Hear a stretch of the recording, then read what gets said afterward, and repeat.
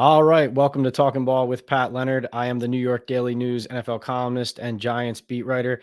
This is the NFL schedule release episode. We're going to dive into the league-wide decisions and the Giants and Jets being back in prime time. First, I want to tell you about BetOnline. BetOnline.ag is your number one source for all your basketball info, stats, news, and scores. Get the latest odds and lines, including the latest player reports for this year's pro basketball playoffs.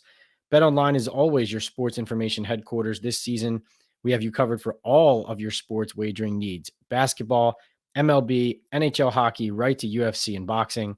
BetOnline is the fastest and easiest way to get your betting info, including live betting options and your favorite casino and card games you can play right from your home. Head to the website today or to use your mobile device to get in on the action. Be sure to use your promo code BELIEVE, that's BLEAV, to receive your 50% welcome bonus on your first deposit. Bet online, where the game starts. Also want to welcome a new sponsor, Estate 98. Hola, amigos. This is Pat Leonard from the New York Daily News. And if you're a coffee lover like me, you're going to love Estate 98.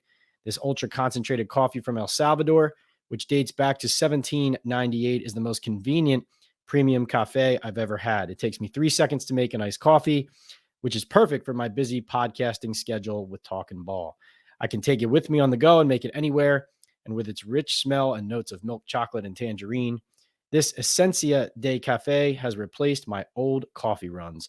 Go to Estate 98 Coffee on Instagram, order and enjoy. Salud. All right, let's get into our NFL schedule release breakdown, starting with the Detroit Lions. What are we doing here? The Detroit Lions, of all teams, opening the NFL 2023 season at the Kansas City Chiefs. I bring this up because, to me, the theme of the 2023 NFL regular season schedule is what NFL Vice President of Broadcast Planning Mike North said to me and several others on a conference call this week. The quote was, "You play your way into prime time." He said that in answer to a question about the Detroit Lions, because if you look at the Lions, not only are they opening in Kansas City when there were a lot of other options there for the league to choose, they also have a standalone primetime game Saturday, December 15th at the Dallas Cowboys, a clear indication that the NFL views the Lions as a team that late in the season there is going to be challenging the Dallas Cowboys and other teams for playoff spots and is going to build on its high scoring, encouraging season from 2022. Counting on the Detroit Lions in prime time, if you're the NFL, what could possibly go wrong? But I think that's a fascinating introduction into what we find this year, as far as how they put this schedule together. Of course, some of the themes this year were that the NFL now, even though there is a minimum amount of games that CBS retains in the AFC and Fox retains in the NFC, most games now became free agents compared to previous years, which means that the Fox and CBS could go and bid and outbid for a game that, let's say, normally Fox would be covering an NFC team's road game at an AFC team, but CBS could go and grab that game because they won it and vice versa. So still a minimum amount of games that you're going to see NFC and AFC, Fox to CBS, but definitely more of a mix than we're used to previously. Some things that stand out to me, along with the Lions opening the schedule, the Thanksgiving slate is a pretty solid one. Packers at Detroit Lions. Again, the Lions, you look at them, 4 primetime games and playing on Thanksgiving Day. So 5 if you're calling Thanksgiving primetime. You also have the Washington Commanders at the Dallas Cowboys. Of course, the Cowboys always playing on Thanksgiving. And the San Francisco 49ers at the Seattle Seahawks. Then we look at Christmas Day. Christmas Day, you see the Vegas Raiders at the Kansas City Chiefs, the Giants at the Philadelphia Eagles, and the Baltimore Ravens at the San Francisco 49ers. Of course, the 49ers receiving prime billing this year, being a team that was close to going to the Super Bowl last year, has been in regular contention over several past seasons under Kyle Shanahan, the head coach there. I thought it was interesting hearing Mike North from the NFL say He was asked why he put the Giants and the Eagles on Christmas Day. His answer was, that game has to have playoff implications. We'll find out if they do when we get that deep into the year and the Giants are finally playing the Eagles for the first time all the way up on December 25th. Should be very interesting to see both teams are relevant at that time or not. Of course, the NFL had huge success last year, having a 3-game slate on Christmas Day, matching up with the NBA's 5-game slate and outperforming it significantly as far as average viewers of those games. So now you're looking at division games, but all in you have Vegas, Kansas City division game and Giants, Eagles division games, but also the NFL felt like that Eagles Giants game is going to be relevant at that point. That's an interesting one because sports writers see that and say, what a drag. We have to work on Christmas. But you talk to Giants fans, and I think Giants fans are excited about the fact that they get to open up their presents and then walk over to the television later after or during dinner and throw on their Giants game. So, I do think Giants fans are excited about watching that game on Christmas Day, even though working on Monday, Christmas Day, not ideal. First world problems, of course. Something interesting to consider here. This was asked of the NFL because next year, Christmas Day falls on a Wednesday. And of course, the NFL didn't have to put games on a Monday here on Christmas Day, but they did anyway with 3. The league and North and the NFL, of course, that's up to Commissioner Roger Goodell. They did say they do not envision putting games on a Christmas Day when it falls midweek, because that seemed like kind of the gradual next step. But that is not in the cards, according to the NFL at this time. Now, want to get and dive into the New York teams here, the Giants and the Jets. I'm going to give my full game-by-game prediction for the Giants on this podcast. But first, again, what is our theme? You play your way into prime time. The Giants, 5 primetime games plus Christmas Day. The Jets, 5 primetime games, night games, plus Black Friday. So you could call both of them 6 primetime games if you want. This is no question about Aaron Rodgers being with the Jets. And with the Giants, of course, Brian Daboll's team going to the playoffs last year. You can see their primetime games are front-loaded on this schedule. The NFL trying to take advantage of the Giants, knowing that they will clearly be relevant early on in the year and possibly capitalize on that spotlight and grand stage, and then really bring in huge ratings throughout the season. Their game on Thanksgiving against the Cowboys last year set a record viewership-wise for an NFL regular season game. I think it was 42 million was the number. And even the Giants-Eagles blowout in the playoffs last year, I look at this Christmas Day schedule, I say Giants-Eagles, Christmas Day, why would they do that? The Giants, I think, are 2-12 in their last 14 against the Eagles. The bottom line is even that blowout in the playoffs outperformed any other broadcast that was on that evening as the Eagles were stomping on the Giants at Lincoln Financial Field. So hopefully it's a better game, but the NFL knows that people are going to watch regardless. And that's how that comes into play. Something fascinating, the first Amazon Black Friday game, of course, after Thanksgiving is going to be the New York Jets hosting the Miami Dolphins. And why is this interesting? On the surface, obviously, you have Aaron Rodgers and the Jets back in prime time. Everybody's expecting a lot from not only Rodgers, but the Jets as a team. The Dolphins have a lot of team speed. They're an exciting offense to watch when they're clicking. But what I found interesting was behind the scenes how this decision was made. So the NFL acknowledged that Amazon, its partner now, its streaming partner, television partner here, Amazon came to the league and suggested that they include a New York team in the game because they feel like, listen, we're the number one real retailer in this Black Friday space. New York is a huge hub of commerce. And of course, with Black Friday shopping, they felt like that would be a good match. So the NFL did consider Giants Eagles for this slot. The NFL did throw Jets Dolphins into the mix. The Cincinnati Bengals actually raised their hand, according to the NFL, and volunteered not only to host the first Black Friday game, but to be a regular and essentially make it a tradition, similar to how the Cowboys play on Thanksgiving every year. The Bengals saying, listen, let's make this a thing. We host Black Friday Amazon football every year. They said they will look into something like that in the future. For now, obviously, they choose the Jets and the Dolphins. They even talked about Raiders Chiefs because the black hole, the Raiders, that rivalry in the AFC West, that was a consideration as well. But I found especially interesting that Amazon had such a voice in determining what this game would be. Not a surprise, but interesting to hear it said out loud about how it comes together.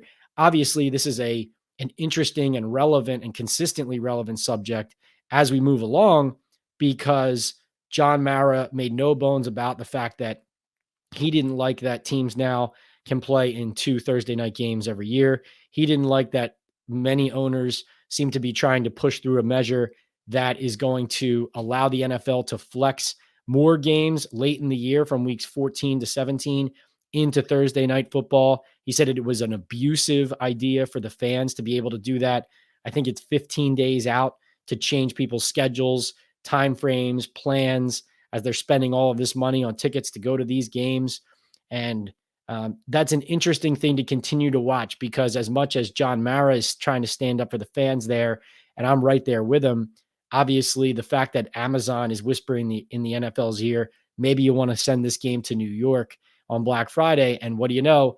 It ends up in the New Jersey, New York area, I think is indicative of what the relationships are and how when push comes to shove, it's really about money at the end of the day. Who's paying for these games and what do they want? Obviously, they have to fit everything in. They're trying to do the best for the fans. They're trying to do the best for the teams, for the players. But let's just be honest. At the end of the day, it's the rights holders, it's the people paying the big money for the rights to hold these games who are also factoring heavily into how the NFL makes these decisions. Fascinating, obviously, that the NFL had to create different versions of the schedule based on whether Rodgers was going to be on the Jets or not, based on whether Lamar Jackson was going to be with the Baltimore Ravens or not. They acknowledged that there was some uncertainty and they acknowledged the obvious. If Aaron Rodgers didn't end up on the Jets, they were going to be able to be flexible and the Jets wouldn't have seen as much prime time. I mean, it's just a fact. And the NFL revealing or talking about how their AWS technology, data, and analytics allow them to punch different ideas and remove a certain team from certain primetime slots and kind of rerun a model in the system rather than having to do it by hand like they used to, and able to spit out certain permutations that would allow them to pivot a little bit easier than they would have been able to in the future if, let's say, that Rodgers deal from Green Bay to the Jets fell through. So it was a really kind of a fascinating look behind the process. Of course, teams, not everybody is going to be pleased with the results. I do think, though, it spits out some interesting data, interesting storylines. Obviously, though, it's not going to be even. It's not going to be fair. And different years, different teams are going to look at their schedules and say, how did we end up with this? Before I get into my Giants game by game predictions, I do want to bring up the NFC East as a whole, because of course you look at the Giants schedule, it's difficult. And you look at strength of schedule based on teams' records from last year, the Giants are tied for the third hardest schedule in the league at 0.549 win percentage for their opponents this year, going back to last season's records. However, the Eagles have the hardest schedule in the league based on that metric. They're first overall, 5-6-6. The Cowboys are tied with the Giants for third hardest schedule. Washington is tied for eighth, not much further down, though, 0.535 compared to 0.549 for the Giants and the Cowboys. I will say this. The Giants' early schedule obviously looks very difficult and unfavorable. You look at the Eagles start, the Eagles go at New England, against Minnesota, at Tampa, versus Washington, at Los Angeles Rams. That's a really favorable start for a team coming off a Super Bowl appearance. So early on paper indication appears to be, wow, they might jump out to a hot start right out of the gate, might be hard to catch them. Though, if you look at the Eagles after their bye in early November, They go at Kansas City, against Buffalo, against San Fran, at Dallas, at Seattle. That is a ridiculous gauntlet for them to go through. So, my early read on that, and of course, there's the Cowboys to worry about. There's Washington to worry about. The Giants opener with the Cowboys right away needs to set a tone here, right? But my point here is this: the Eagles are the team to catch for all three of these teams in the NFC East. And it looks like they could start out well. We don't know. This is a very early prediction. This is the way too early prediction. We're just going off what we can see right now. But that looks like the Eagles could start hot. However, it does look like if they have some injuries, if they're not their best selves going into that mid-November, early December stretch, there could be a lot fewer wins on the back half of the Eagles schedule than you would think based on their talent level and their ability. Listen, injuries happen to everybody. Next year is not going to be like last year usually. I mean, you rarely find that whatever happened last year is a definite indicator of what's coming. Plenty of teams every year make the playoffs that were out of the playoffs the previous year and nobody had pegged to make it that year. The Giants last season going 9-7-1 are a great example of that. But the NFC East schedule is a very interesting one to me because I do feel like and I'm guilty of this sometimes too, sometimes you get bogged down in looking at the team that you're with or around the most and you're covering, and you look at everything about what they're handling, but not necessarily how it fits into the bigger picture. And I think it's really important to look at the NFC East as a whole and not just the Giants. And so while they're starting and it's Dallas at Arizona, at San Fran, Seattle, at Miami, at Buffalo, the Eagles have a hard stretch, just as difficult stretch later in the season. The Dallas Cowboys schedule seems to be kind of back and forth throughout. It seems a little bit more balanced than the Eagles and Giants schedules. I don't know what that will mean. It does look to me like it could mean a slightly above 500 finish for Dallas because these are all challenging slates for these teams in the NFC East. The one that kind of raised my eyebrow the most, now I don't expect a lot out of a team coached by Ron Rivera with Sam Howell at quarterback, given the strength of the NFC East around them right now. But Washington's start gives it a chance. It gives the Commanders a chance to stay relevant deeper into the season. Washington starts against the Arizona Cardinals, who a lot of people believe are going to be the worst team in the league. At Denver, we don't know what that's going to look like with Sean Payton coaching now. Buffalo Bills, at Philly, Chicago Bears, though, then on Thursday, and then at the Atlanta Falcons. That's not an easy start, but there are some wins in there for them maybe to stay relevant deeper into the year. You know, Washington kind of always tends to hang around a little bit. So, I think it's a fascinating balance to look at. And before I get to my Giants predictions, also wanted to mention the AFC East, because really, let's just face it, not only is this about the Jets, these two divisions last year looking so strong, like with the Dolphins getting better, with the Patriots not being great, but not falling off a cliff, the Jets being really good until they fell off the edge at the end of the year, but now they land Aaron Rodgers. The NFC East last year obviously was strong. 3 teams get to the playoffs. And now you look at the AFC East, you have the Dolphins tied for the second most difficult schedule in the league. The Patriots are tied right there with the Giants and the Cowboys with the third most difficult schedule. The Bills 7th and the Jets 6th. The Patriots schedule to me, Eagles, Dolphins, at Jets, at Cowboys, New Orleans, at Raiders, Buffalo Bills, at Miami. I mean, there is just no deep breath you can take if you're Bill Belichick and the New England Patriots.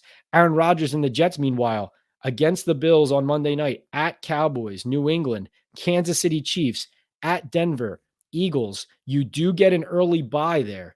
You do get an early bye when you're the Jets after 6 games. So with a new quarterback, with a new system, if you start hot, great. If you kind of hit the skids a little bit and it's a little bit of a challenge for Rodgers to assimilate, and maybe the defense isn't at the same level it was last year, you can take a breather. I think I look at the schedules too. When you talk about the Giants prime time and the Jets prime time, I look at the Giants prime time. You have Dallas in week 1, San Fran in week 3, Seattle in week 4, and the Bills in week 6. After that, you have one more primetime game in the remaining basically 3 quarters of the season. That tells me the NFL is excited about the Giants delivering viewership early, but not certain about it late. Though, of course, Mike North did say he thinks that Giants Eagles game on Christmas would be relevant to the playoffs. So we will see.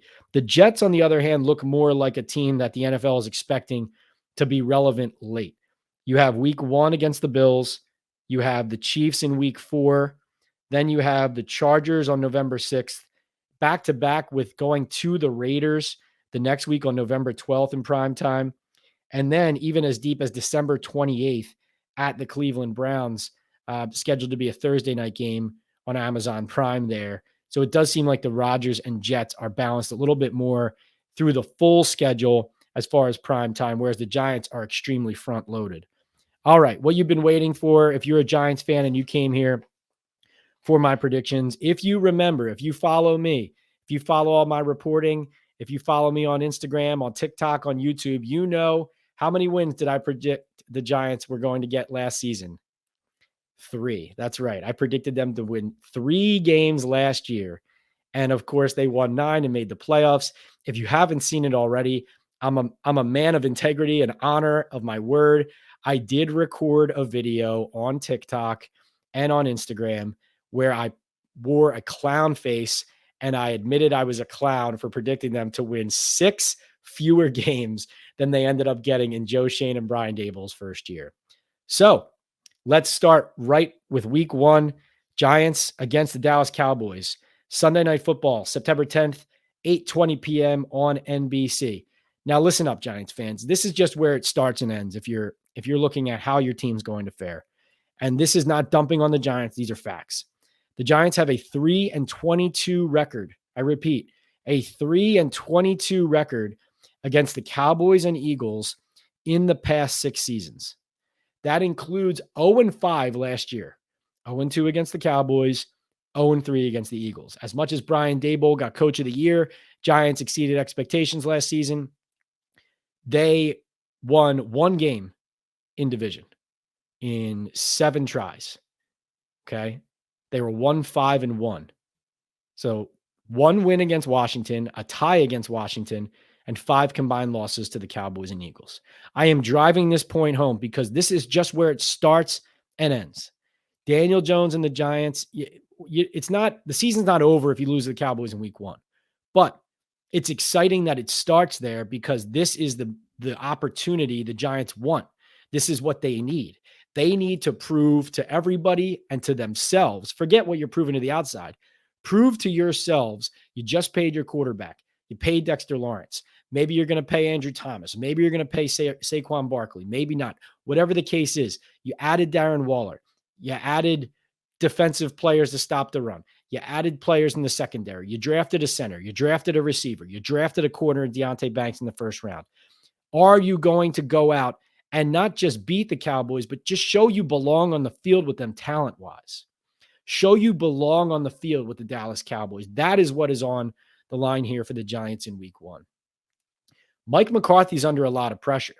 The Dallas Cowboys are under a lot of pressure. They could achieve a lot this season, but Mike McCarthy now calling the plays on offense, this is it for him. It's in his hands. The offense is in his hands. The team's in his hands. It's boom or bust for the Cowboys this year. So the pressure will be on them. Let's face it. Let's be honest. Pressure's on Dallas to win that first game, to look like a team that's going to contend, because we know how much Jerry Jones, how impatient he is and how much badly he wants to win and how he feels the Cowboys should win. And, I'm not going to mince words here. The Giants and the Eagles and the Cowboys, forget Washington. They've been irrelevant for so long recently. The Giants, Cowboys, and Eagles, you better believe it sickens them when they see one of their biggest rivals succeeding, especially so consistently as the Cowboys and Giants have had to watch the Eagles recently, as recently as last season going to the Super Bowl. And, you have the Eagles traded and Cowboys executing a trade over the Giants for the Eagles to get Devontae Smith. The Giants pass on Micah Parsons. Now he's one of the Cowboys' best player is one of the best players in the league. You have the Eagles not just beating the Giants, but beating down on them. You have the Cowboys feeling like they have the most talented roster in the league year in and year out, but then looking at the Eagles and saying, why aren't we in the Super Bowl? Why are they there? Why did we pay our quarterback, but now their quarterback's there getting a new contract and leading them to a Super Bowl appearance when he was essentially on the hot seat and they acquired an extra first round pick to possibly draft his successor this year in 2023 when they didn't have to now because Hurts played that well. The Giants, Cowboys, and Eagles, a fascinating dynamic. And week one, it's all going to come to a head immediately. And, I like this tradition. I like the Giants, Cowboys week one tradition. It ended, I think 2019 was the year that it kind of stopped. But obviously between 2012 and 2019, the Giants and the Cowboys played 6 times in those 8 years in week one. The Giants only hosted one time. Dallas won 5 of those 6 meetings. Giants haven't won in week one against the Dallas Cowboys since 2016 under Ben McAdoo. I was there. That was actually my first regular season Giants game I ever covered at Dallas, at AT&T Stadium. Unforgettable stuff. That was also the last time the Giants went to the playoffs before Brian Daboll took the Giants back there last season and then beat the Minnesota Vikings on the road to get into the divisional round before losing to the Philadelphia Eagles. So no Ezekiel Elliott. That'll be weird. I think the Cowboys beat the Giants here, but I'm looking forward to the Giants hopefully proving me wrong because clearly the NFL is giving the Giants a huge opportunity here on Sunday Night Football to come right out of the gate and announce that last year was no fluke and they are for real. But my prediction, Cowboys 31, Giants 24. They fall to 0-1. Week 2 at the Arizona Cardinals, September 17th, 4:05 p.m. on Fox. Colt McCoy could be a revenge game there. Kyler Murray probably shouldn't be healthy. This is supposed to be the worst team in the NFL. If the Giants lose this game, they're going to have a lot more problems than just a bad record. I got the Giants winning this 27-13. Staying out there, the Giants are expected to stay out in Arizona leading up to, on a short week, a road game on Thursday Night Football at the San Francisco 49ers, September 21st, 8:15 p.m. on Prime. Listen, if you're going to play the Niners, playing them early is the time to do it because it's possible quarterback Brock Purdy will be healthy off that elbow injury. It's possible, though, that he won't be. And if he's not, if the Giants get Sam Darnold for a second straight year, they played him last year with the Carolina Panthers. If they get Sam Darnold at quarterback for the Carolina Panthers, is this a winnable game? I still think the Niners take this game. I have it as 23-16 San Francisco. Their defense is just so tough. I mean, if they didn't lose Purdy in that NFC Championship game, I think it was a high probability that they could have beaten the Eagles that day and it would have been Chiefs Niners in the Super Bowl. So I still don't think that Purdy's absence necessarily would mean that the Giants would win the game based on how strong that Niners defense is. But I do think it would be more competitive. Week 4 versus the Seattle Seahawks on Monday Night Football. So again, 3 primetime games in the first 4 weeks. Giants hosting. Geno Smith gave me that answer last year when the Seahawks beat the Giants pretty convincingly in Seattle. He said that, this is for Jerry Reese and Ben McAdoo, people who believed in me. You'd better believe off of the way the Giants fans and organization treated Geno during the whole Eli Manning benching debacle that he's going to keep that chip on his shoulder for this game. I do think that the Seahawks win this. I think the Giants secondary is going to be an interesting question. Will it, with Deonte Banks now at corner, they lose Julian Love, obviously, at safety. They draft Trey Hawkins. They add to the secondary this season. They add pieces like Leonard Johnson, the player out of Duke who was hurt last year, so technically will be a rookie this year. They'll throw some darts at the board, hope something sticks. But this is tough here. I mean, you got Jackson Smith and Jigba added as a draft pick to a receiving core that already includes Tyler Lockett and DK Metcalf for Geno Smith. Should be an interesting one, a tough one. I'll give the Seahawks the edge here, 27-24. So the Giants start out 1-3. Doesn't get any easier in week 5. Tyreek Hill and Jalen Waddle come to town. Actually, the Giants go there. The Giants go to Miami to face the fastest receiving core in the league. This is a refreshingly 1 p.m. Sunday start on October 8th on Fox. I give the Dolphins a narrow edge, 28-27. Giants fall to 1-4. This, obviously, you put an asterisk on, is Tua Tagovailoa going to be the quarterback? Is he going to be able to stay healthy? I do think with Vic Fangio in Miami, their defense is really going to be tough. I think he's a better coordinator than he is a head coach. Mike McDaniel working out some kinks on how often he doesn't call running plays, being able to balance that offense a little bit more with some more to work with as far as running back personnel is concerned. I think it's going to be a tough one for the Giants, a very difficult one. Still during the time of year where maybe you're getting some significant heat as well, though it is not September, it is October. Week 6, the Giants stay on the road. So if you're keeping track, you have 4 road games in 5 weeks here. At Cardinals, at Niners, versus Seattle, at Miami, at Buffalo. This is not this is not for the faint of heart, this schedule. That is for sure. So Giants at Buffalo Bills, Sunday Night Football, October 15th, 8:20 p.m., NBC. Daboll and Joe Shane are going to want this one bad. They're going to want this one bad. Brian Daboll and Sean McDermott at the end. There was a lot behind the scenes going on there. Friction didn't end well. From what I've heard, Daboll was leaving Buffalo either way during the offseason that he got the Giants head coaching job. That kind of marriage had dissipated, had deteriorated.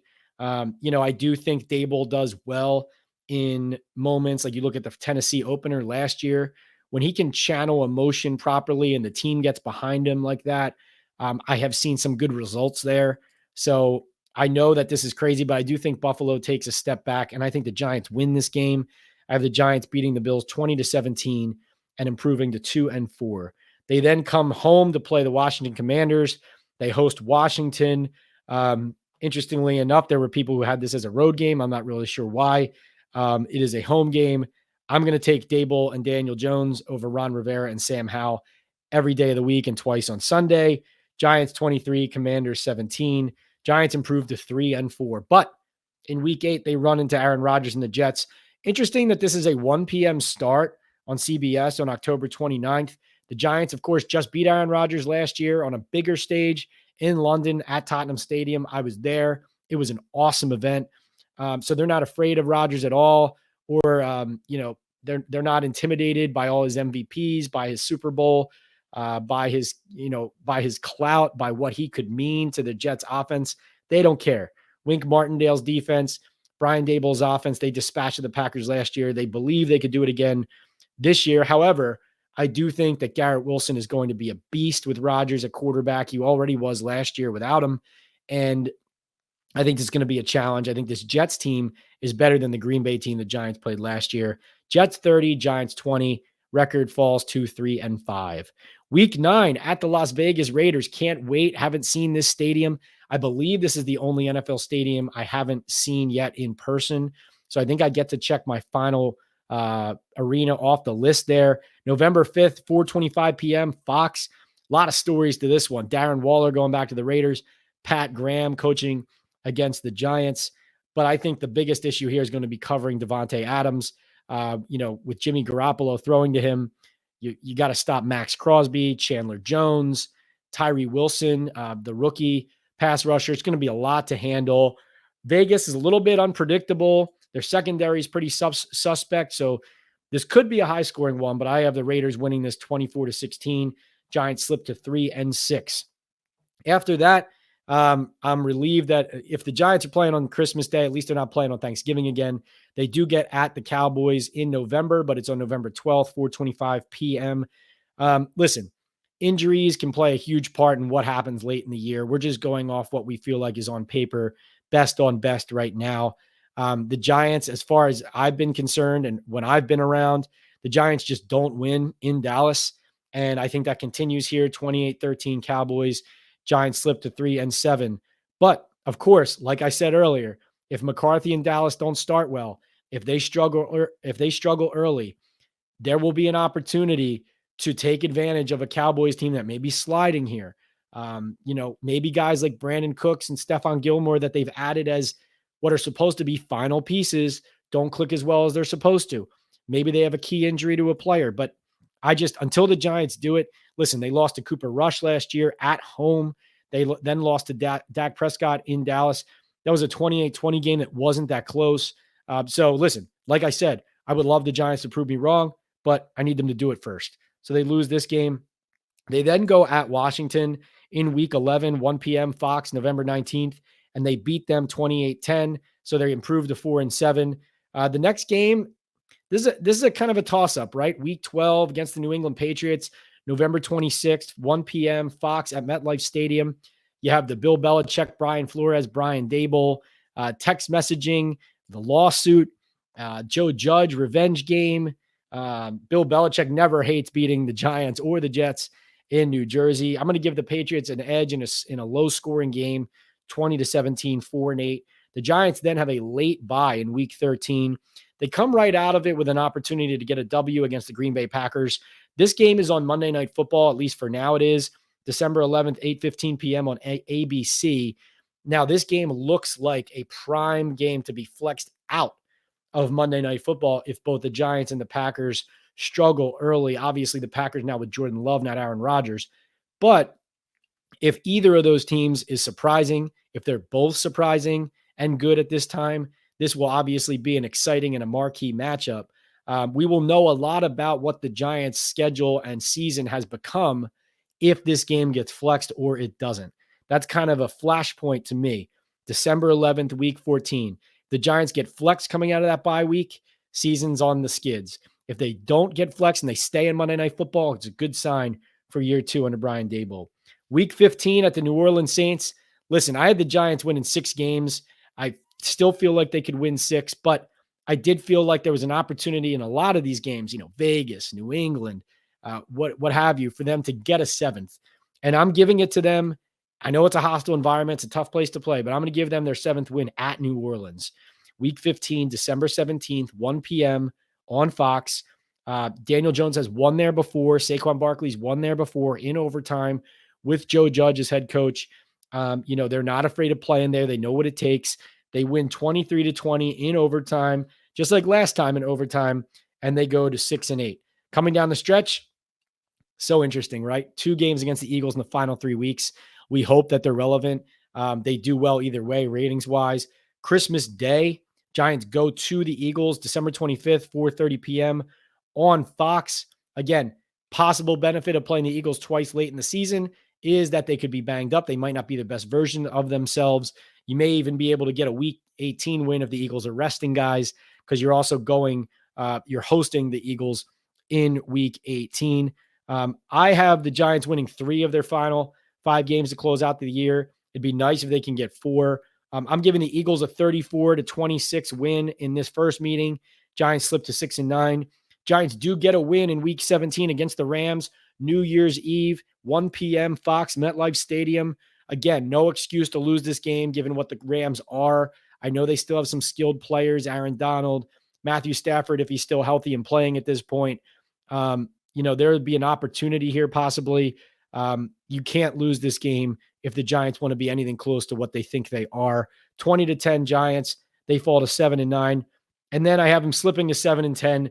Eagles 42, Giants 28 in week 18, assuming the game is relevant to both teams and they're playing all their starters. Who knows what that's going to be? But my final record prediction, 7-10 for the Giants. The over-under I've seen in a lot of places, 7.5. I think that's a very fair and accurate one based on what the Giants were last season, what their schedule looks like this year, what their opponents appear to look like after free agency and the draft. Let's just face it, the Giants still have a lot to prove. Daniel Jones has to prove that he can validate that contract. The Giants have to prove that it makes sense for them to go a little bit in on the present and way more in on the present than they intended to when Joe Schoen and Brian Dable took over. And this is where I come down. Fact of the matter is, when I picked them to win 3 games last year, I thought they were going to look more like the team that closed the season 3-6-1 in their final 10 games. And that's what the Giants did last season in 2022. They started 6-1, but then they closed 3-6-1 in their final 10 games.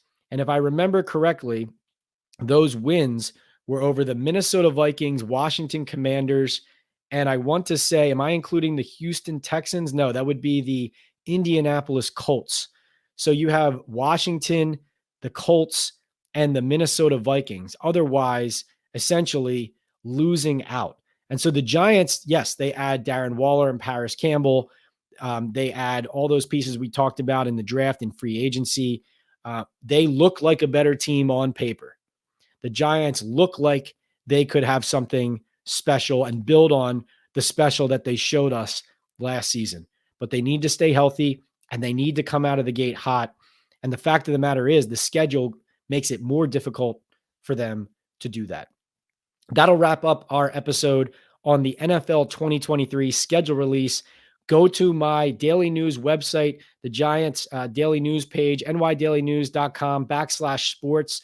You'll see my breakdowns of the schedule. More to come here on Talking Ball with Pat Leonard, brought to you by Bet Online next week. See you later.